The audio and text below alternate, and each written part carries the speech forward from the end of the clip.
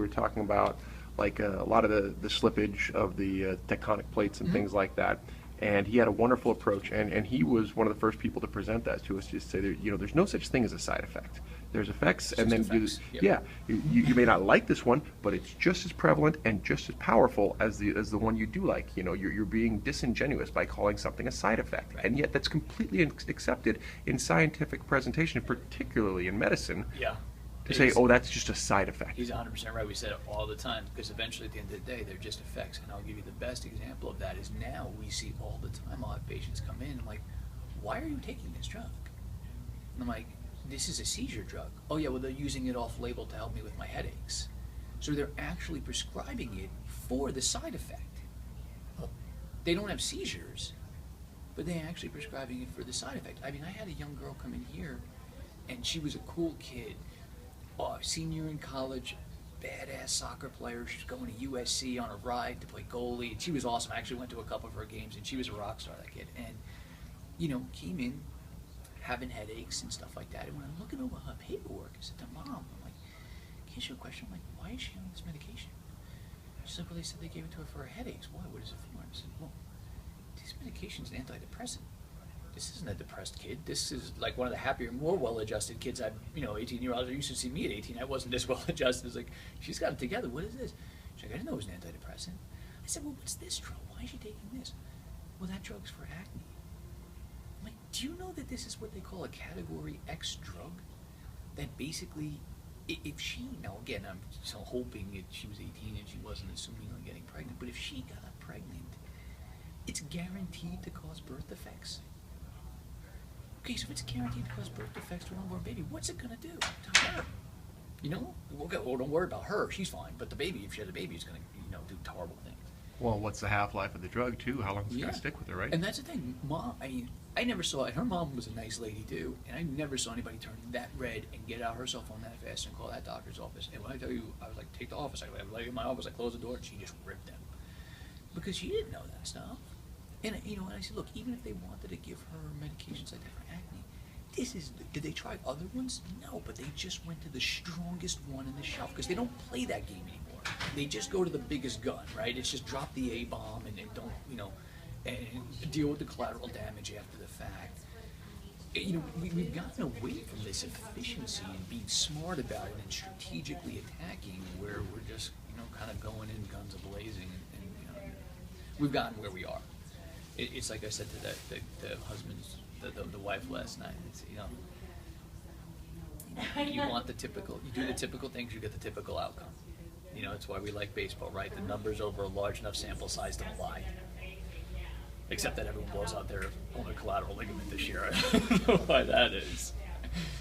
But it's the truth. It's one of the reasons why I've been such a baseball nut my whole life is I love the statistical analysis of it. They count everything and over a long enough period of time. You get these guys who burst out in these short sample sizes. But over a long enough time, those numbers play out and you can't fake those.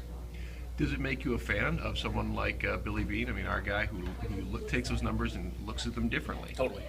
I mean, when I first read Moneyball, I think I had a moment where I probably enjoyed the book more than most because I felt this connection with that of looking at things differently and trying to do things differently and and bucking the trends and going against the norm. I think that's kind of why. And as much as I love Miguel Cabrera as a player, I think he's going to go to first ballot Hall of Famer, easily should go in unanimously, even if he retired today, type of thing. I mean, it's hard to not look at Mike Trout and say he doesn't deserve those MVPs the last 2 years. I mean, for what he does. And again, that's not a slight on Cabrera as being a lesser player. It's just that Trout had years to go down in history. But Cabrera had the old school stats, and Trout had the new school stats. WAR, win above replacements, and warps, and weighted warps, and weighted on base percentages and stuff like that. Even now, everyone's like, "Wow, Trout's having a down year." But if you look at all of those things, he's still a top 5 offensive player. He's just not as awesome as he was the last 2 years yet, and I'm sure he'll pick it up. So, again, my wife's like, "Why are you so angry over this?" She's like, "You never post on Facebook, and you actually posted on Facebook how angry over this." I said, "Because I think I take this personally because it's this." Unwilling to look at new ideas and these new numbers of, And again, it's not to say even what Cabrera was doing was bad. Everyone will take, a 330 average and 40 bombs every year, no problem. But looking at other things and the value, when you got a guy who's a 10 WAR, above double-digit WAR player, there's been like 21 seasons in league history that's been like that. Every single one of those guys is in the Hall of Fame except Bonds, who would be different argument, different steroid conversation.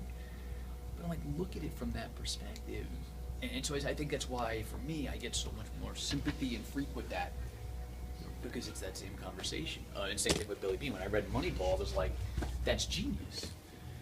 Because he's taking it and look what he's done in a small. But then again, it's like anything else. They took the concept of what he did in Moneyball, and they bastardized it. They're trying to say it's just this. Well, it's just this. No, all he's doing is identifying skill sets that are undervalued, and going after those, so he can get a certain skill set that's undervalued for less money, so he can build around that, and that skill set will change whatever's undervalued, because then basically everyone started looking at on-base percentage after that. So then that wasn't undervalued anymore. So I'm like, well, he abandoned the philosophy. No, he's just trying to get the most bang for his buck, and this is how he's figured to do it. It's a great idea, Yeah. So it's like anything else,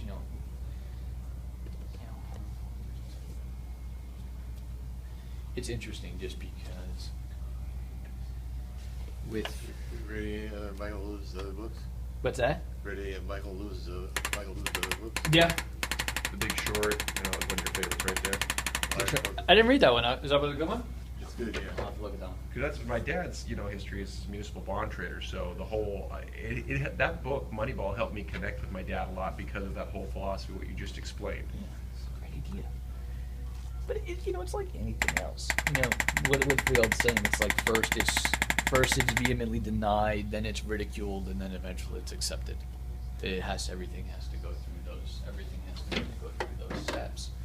Let's hit you up here. Notice each time we do this, there's less and less places I have to tap. Yeah.